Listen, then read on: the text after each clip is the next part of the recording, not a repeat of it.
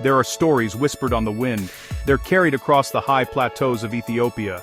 These tales, well, they speak of secrets buried deep within the earth. They tell of a treasure so immense it could honestly rewrite history. But this isn't just a hoard of gold and jewels. It's a collection of artifacts, knowledge, and sacred objects. They're said to have belonged to a dynasty of kings descended from the biblical King Solomon himself. The idea that these treasures are still waiting to be found is a powerful one. It pulls at the imagination of explorers, historians, and dreamers alike. It suggests that a hidden chapter of our shared human story is just waiting to be read. The allure of this quest is not simply about riches, it's about connection. It's about touching a past that feels almost mythical. Imagine finding an object that was held by a queen who lived thousands of years ago. Imagine uncovering a text that contains wisdom lost to the modern world. The Solomonic treasures represent a bridge to an ancient time. They are a tangible link to figures like King Solomon and the Queen of Sheba. Unlocking these secrets would be like discovering a new continent of knowledge. We'd have to rethink what we know about ancient civilizations, their beliefs, and their incredible abilities. This is a journey into the heart of a mystery. This mystery has endured for centuries, passed down through generations.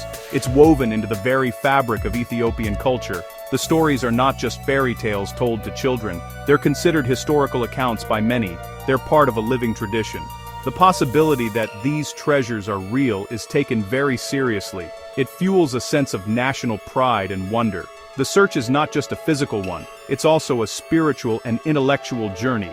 It involves piecing together clues from ancient manuscripts, interpreting prophecies, and listening to the oral traditions that have survived against all odds. The quest is alive and well today, in the year 2025. The very idea of a hidden legacy challenges us. It asks us to believe that the ancient world was more complex than we imagine. It suggests that our ancestors possessed knowledge that we have forgotten. The Solomonic treasures are a symbol of this lost potential. They represent the secrets that history has yet to give up. As we stand on the edge of this great unknown, we're invited to join a quest. A quest that is not just about digging in the dirt, it's about digging into the deepest parts of our own history. The whispers continue, and as long as they do, the search for Solomon's lost heritage will never truly end. It's a story that is still being written. The story begins with one of the most famous figures in history, King Solomon. The Bible describes him as a ruler of unparalleled wisdom and wealth. It tells us that gold was as common as stones in his Jerusalem. Kings and queens from across the known world traveled to his court. They came to hear his wisdom and see his magnificent kingdom. The Queen of Sheba, a powerful monarch from a land believed to be in modern-day Ethiopia or Yemen, was one of them. She brought with her a great caravan of spices, gold, and precious stones. She came to test Solomon with hard questions, and he answered them all. The scale of his wealth was staggering. Ancient texts, both religious and secular, support these biblical accounts. They speak of a constant flow of riches into Solomon's kingdom. Gold from the land of Ophir, a place whose location is still debated, filled his treasuries. Silver was considered to be of little value during his reign. His throne was made of ivory and overlaid with the finest gold. He had hundreds of golden shields and drinking vessels. Prophecies in these texts also hinted at the divine source of his fortune. It was said to be a gift from God, a reward for his devotion, and his request for wisdom above all else. This divine connection made his treasures more than just material possessions. The sheer volume of wealth described is almost impossible to comprehend. We're told of fleets of ships that sailed for 3 years at a time. They returned laden with gold, silver, ivory, apes, and peacocks. This was not the wealth of a single king, but of an entire empire at its peak. It was a golden age where art, architecture, and knowledge flourished. The construction of the first temple in Jerusalem was his crowning achievement. It was a structure adorned with cedar, cypress, and vast quantities of pure gold. It was built to house the most sacred object of all, the Ark of the Covenant. This legacy of immense wealth became a legend that echoed through the ages. This legend of Solomon's riches is the foundation for the Ethiopian mystery. The story does not end with his death. It continues through his connection to the Queen of Sheba.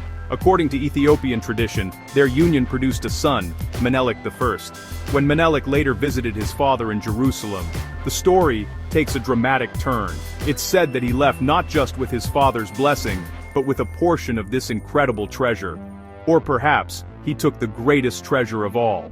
This is where the trail of Solomon's wealth leaves the Middle East. It's where it travels south, into the heart of Africa, and becomes the secret of the Solomonic Dynasty of Ethiopia. While tales of gold and jewels capture the imagination, the true value of the Solomonic treasures lies elsewhere. The legends insist that the most important part of the hoard is not material, it's a treasure of wisdom and knowledge. King Solomon was famous not for his riches, but for his profound understanding of the world. He was a poet, a philosopher, and a man who understood the secrets of nature. It's believed that he wrote thousands of proverbs and songs. Many of these texts, filled with his insights, are said to have been part of the treasure brought to Ethiopia. They're a library of lost knowledge, waiting to be rediscovered. Imagine what these texts might contain. They could hold secrets of ancient science, medicine, and astronomy. They might reveal philosophical truths that could reshape our understanding of life. This is the intellectual inheritance of King Solomon.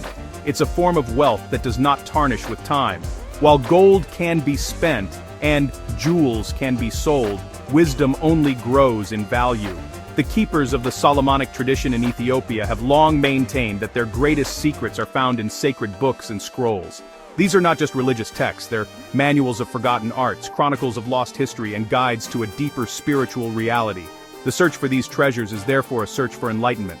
It's a quest to recover a golden age of human intellect. The stories and prophecies do not just speak of chests filled with coins, they speak of chests filled with scrolls. They describe artifacts that are not just beautiful, but are also tools of great power and understanding. Perhaps there are instruments for tracking the stars with impossible precision. Perhaps there are instructions for building structures that defy our modern engineering. The value of such discoveries would be incalculable. It would benefit all of humanity, not just the person who finds them. This is why the Solomonic legacy is so much more than a simple treasure hunt. It's a search for our own forgotten potential. The gold is merely the wrapping paper on a much greater gift. The real treasure is the story of who we were and what we knew. It's the wisdom that allowed ancient peoples to build incredible civilizations. Finding these artifacts would be like finding a blueprint for a better future, drawn from the deepest wisdom of the past. The pursuit of Solomon's legacy is a reminder that the greatest treasures are often intangible. They're the ideas, the stories, and the knowledge that define our shared human journey. The key to this entire mystery lies with a single, remarkable lineage, the Solomonic Dynasty of Ethiopia. For nearly 3,000 years, this line of emperors ruled the nation. They claimed direct descent from King Solomon and the Queen of Sheba through their son, Menelik I. This was not just a political claim, it was a sacred one. It made them more than just kings, it made them the chosen guardians of a holy inheritance. They were the keepers of the covenant, the protectors of a legacy that began in Jerusalem. Their role was to safeguard the treasures, both material and spiritual, that Menelik was said to have brought with him from his father's kingdom. This dynasty became the living embodiment of Ethiopia's unique history. Their authority was rooted in this sacred connection. They were the custodians of secrets passed down from one generation to the next. The emperors were not just rulers, they were high priests. They presided over a form of Christianity that retained many ancient, pre-Christian traditions. This blend of beliefs created a culture that was perfectly suited to guarding ancient mysteries. The dynasty saw itself as a continuation of Solomon's own kingdom. They built churches carved from solid rock and commissioned incredible works of art. They were preserving a sacred trust for all of humanity. The very existence of the Solomonic dynasty gives weight to the treasure legends. This was not a short-lived kingdom. It was one of the longest ruling royal families in human history, lasting until the fall of Emperor Haile Selassie in 1974. Such longevity allowed for the preservation of traditions and secrets over millennia. The knowledge of the treasure's location or nature could have been passed down in an unbroken chain. It was a state secret of the highest order.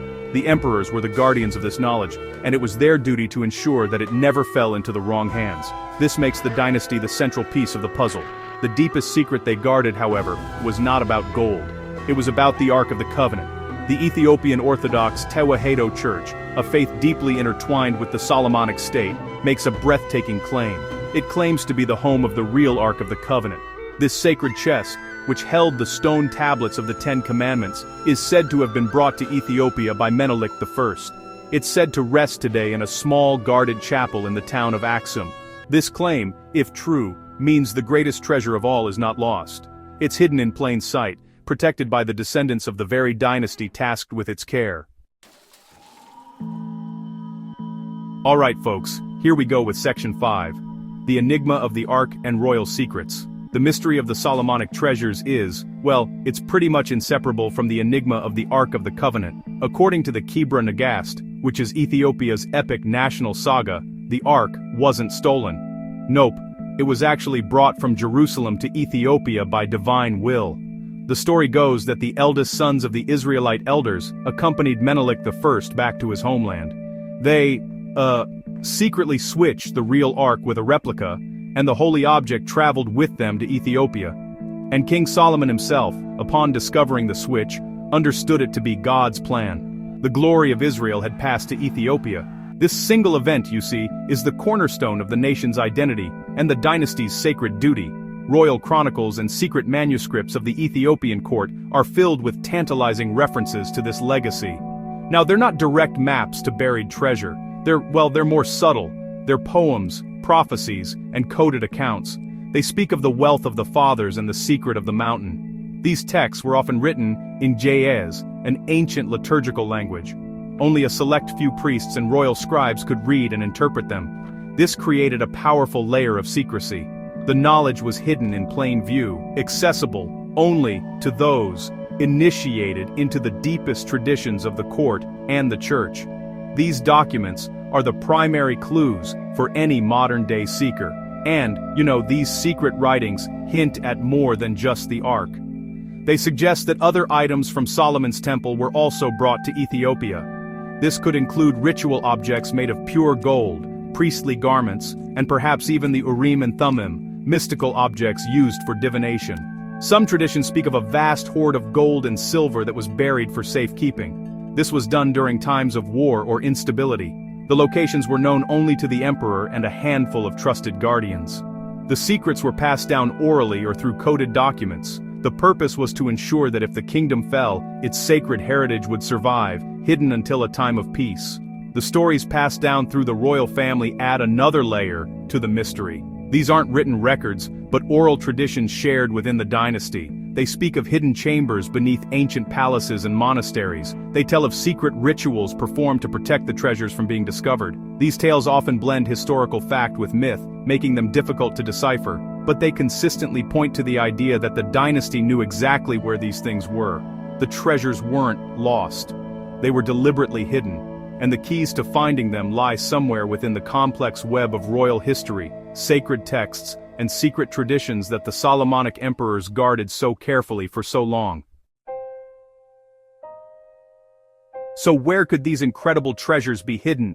The possibilities are as vast and rugged as the Ethiopian landscape itself. The clues point not to a single location, but to a network of sacred sites scattered across the country. Ancient monasteries, perched precariously on mountaintops, are among the most likely candidates. Places like Debre Damo, accessible only by climbing a rope up a sheer cliff face, were built as fortresses of faith. They were designed to be impenetrable. It is easy to imagine that their foundations hold secret chambers, built to safeguard the dynasty's most precious relics from invaders and the passage of time. Another compelling theory points to the ancient city of Axum, the heart of the old Ethiopian empire. Axum is a landscape of mysteries. It is famous for its towering stone obelisks, or stelae, that rise into the sky. Beneath these monolithic markers lie vast, unexplored tomb complexes. It is within these royal tombs, belonging to the first kings of Axum, that many believe the treasures might be found. They could have been buried with a great monarch, intended to accompany him into the afterlife. Local legends in Axum speak of underground tunnels connecting the major sites. They say these tunnels hold the secrets of the early kings, a labyrinth of history buried just beneath the surface. The search also leads to the remarkable rock-hewn churches of Lalibela. These are not buildings in the traditional sense. They are 11 magnificent churches carved directly out of the solid volcanic rock of the earth. They are a testament to the incredible faith and engineering skill of the Zagwe dynasty, which preceded the restoration of the Solomonic line.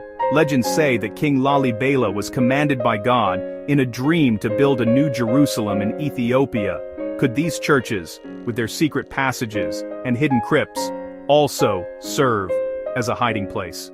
It is possible that the Solomonic emperors, upon their return to power, used these sacred, fortified structures to hide their own ancestral treasures.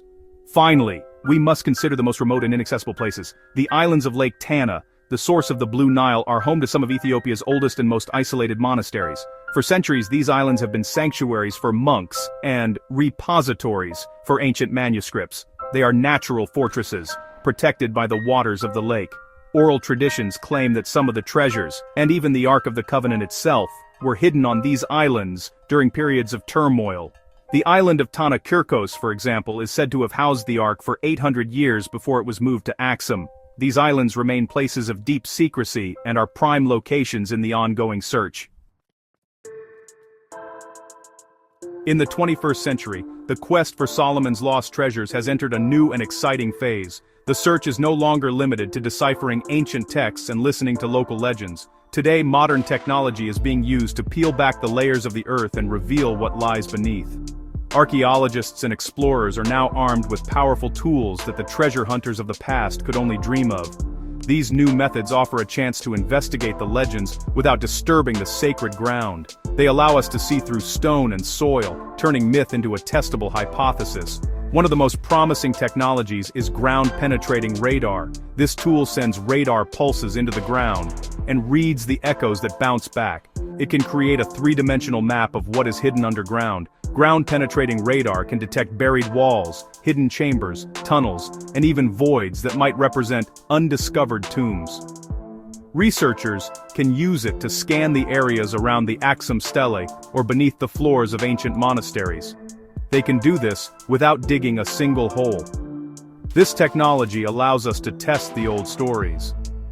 If a legend speaks of a secret chamber beneath a church, ground-penetrating radar can help us see if a void actually exists there. Satellite imagery and light detection and ranging, or LiDAR, are also changing the game. From space, satellites can identify subtle patterns on the landscape that are invisible from the ground. They can reveal the outlines of ancient structures now covered by vegetation or soil. LiDAR is even more powerful. It uses lasers to create incredibly detailed topographical maps, effectively stripping away the jungle to reveal the ancient man-made features beneath. This technology could be used to map entire regions, like the area around Lake Tana, to find forgotten settlements or potential hiding places that have been lost to history for centuries. However, technology alone is not enough. The most successful modern quests are those that combine these new tools with the ancient knowledge of local traditions. The oral histories and legends are not just stories, they are a form of data. They contain generations of accumulated knowledge about the landscape and its history. Local people often know where old ruins are located or have stories about specific caves or mountains. When a researcher listens to these stories and then uses ground-penetrating radar or satellite data to investigate, the chances of a breakthrough increase dramatically. This partnership between modern science and ancient wisdom is the key to unlocking the Solomonic secrets. If the Solomonic treasures were ever found, their discovery would shake the world, but their importance would extend far beyond their monetary value. These artifacts are not just a collection of gold and gems, they are the heart of Ethiopia's national identity. They are tangible proof of the nation's ancient and storied past. For Ethiopia, a country that has maintained its independence and unique culture for millennia, these treasures are a source of immense pride. Finding them would be a powerful affirmation of the stories that have defined the nation for centuries. It would be a moment of profound cultural and historical validation. The discovery would have a huge impact on our understanding of world history. It could prove the deep historical connections between ancient Israel and Africa.